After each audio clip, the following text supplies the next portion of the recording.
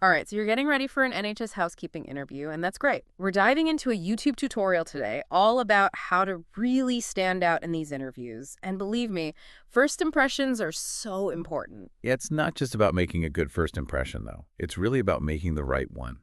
You want to show that you're not just looking for any job right. You get what this specific role and this NHS trust are all about. And they start right off the bat in this video with the classic, tell me about yourself, which, let's be real, can feel like a deer in headlights kind of moment if you're not prepared. So how do you suggest someone goes beyond that generic answer and makes it really count? Research, honestly. Yeah. Before you even get to the interview, you have to dig into what that specific NHS trust is about. What's important to them? Do they have like a mission statement? Have they been in the news recently for doing something specific? When you can weave those details into your answer, it shows you've done your homework. Yeah. You're not just there for a job. You're genuinely interested. Yeah, I can see how that would be impressive. So it's not just listing skills, it's about connecting those skills to what they care about. Yeah, exactly. So for example, let's say their website talks a lot about patient-centered care. You could talk about your past experience, maybe in a really fast-paced environment, and how that honed your ability to work quickly, but still pay attention to every detail. So you're making sure that space is super clean and comfortable for everyone. Showing you understand their environment and how you fit in. Okay. So you've nailed the tell me about yourself, but then they hit you with, why are you interested in housekeeping in the NHS? Seems straightforward, but how do you make your answer memorable? That's where you get to show off a little. Anyone can say, I like cleaning, right? But what you want to get across is that you understand that NHS housekeeping, it's about so much more than that. It's about contributing to patient care and safety. It's a really important job. Right, it's way more than just keeping things tidy. Exactly. Imagine telling a quick story about a time you saw how a clean and organized space actually made someone feel better. Maybe in a past job you saw how a calm and clean room could really put a patient at ease. Sharing things like that makes your answer more human and shows you get the deeper impact of the role. Makes you more relatable too, which is never a bad thing in an interview. Now, they didn't shy away from the tougher questions in this tutorial either. They brought up a scenario where you see a colleague not following the right procedures during, get this, an infection outbreak. Yikes. How do you even start to answer a question like that? Okay, so that question is all about showing you can handle pressure, but still make sure patient safety comes first. It's not just about saying, I'd report them. You have to show you understand how to be a team player while upholding those important safety standards. It's a balance. So how do you walk that line in an interview? Well, you could start by explaining the steps you'd take to address the situation directly, but with sensitivity. You don't want to cause a scene. Maybe you could say something like, hey, I noticed you're doing X a bit differently. I might have missed an update to the protocol. Just want to make sure we're all on the same page, especially with what's going on right now. You're reminding them how important the right way is without blaming them. It's about having a difficult conversation with compassion. Yeah. And of course, you have to be prepared to talk to a supervisor if the situation needs it. Showing that, when to escalate things when it comes to patient safety, that's super important. It shows you're not afraid to take action when it really matters, which any NHS trust would want to see. Speaking of things they value, they really emphasized knowing your NHS trust. What does that look like in an interview, though? Oh, yeah. What do you know about our NHS trust? That question can really trip people up if they're not ready for it. It's not enough to just repeat their mission statement from their website. So how do you go beyond the basics? How do you show you've done your homework in a way that impresses them? Think of it this way. You're trying to find the things that you and the trust both care about. Look for those connections. Maybe they just started a new program, or they won an award for something specific. If you can bring that up, it shows you understand what they're proud of. So it's about showing you're not just looking for any job. You actually want to be a part of their team. Exactly. It's about your goals and their goals lining up. And that genuine interest, that can make all the difference.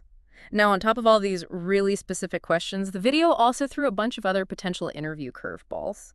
Seems like being ready for anything is important. Oh, for sure. They talked about everything from handling tasks that might not be in your job description to keeping patient information confidential, to even just managing your cleaning supplies. It reminds you that being an NHS housekeeper, it's about way more than just cleaning. Okay, so let's dive into a few of those extra questions and really figure out what those interviewers are looking for. So they got into some really specific scenarios you might face as an NHS housekeeper. Like, one that stuck out to me was, How would you handle cleaning when there are patients or staff around? You can't just like shut everything down because you've got a mop, right? Right. It's Yep. all about being adaptable, you know, Yeah. making sure you're keeping things clean, but also being respectful of everyone around you. It's a balance for sure. Being discreet and considerate while you're working. Exactly. So instead of just barging in all ready to clean, think about how you'd politely let people know you're there. A friendly, "Good morning, everyone. Just Yeah. doing some quick cleaning. Anything I can move out of the way before I get started?" Something like that shows you're aware of their space.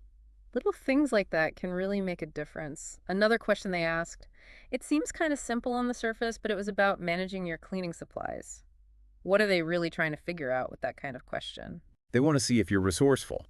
It's not enough to just do the task. You got to be thinking ahead. Anyone can grab more paper towels when they run out. But are you paying attention to when things are running low? Do you take the initiative to let someone know so things run smoothly? That's what they're looking for. Being proactive, taking ownership even of the small stuff. Exactly. It shows you're paying attention and thinking ahead, which is so important in a fast-paced environment like the NHS. Now, one thing this tutorial really drove home was having your own questions ready for the interviewers. Why is that so crucial? It shows you're interested and curious, right? Like it's your turn to interview them a little bit. See if it's the right fit for you. Exactly. It's a two-way street. You're not just there to answer their questions. You're trying to figure out if this is the right place for you.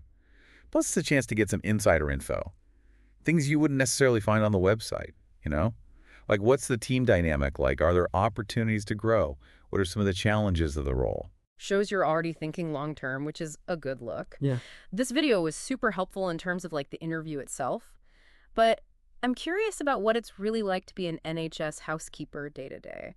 It's a job that often goes unnoticed, but it's so important to how the whole hospital runs.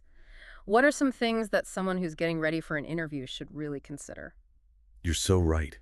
It's way more than just cleaning. Think about it. You're on your feet constantly. Huh? You're pushing heavy carts, bending, lifting. It's a physically demanding job. Yeah. You need to be sure you can handle it. It's not just knowing the right way to clean, it's being able to keep up in that really busy environment. And then there's the mental side of things. You're working all hours, sometimes under pressure. Yeah. You might have to deal with patients who are unwell or upset, or family members who are stressed. It takes a certain kind of person to handle all that with compassion. It's like you're an invisible support system, keeping things calm and clean in the middle of all the chaos of a hospital. Exactly. You need to be self-aware and know how to not let things get to you. Because let's face it, you're seeing people at some of their worst moments.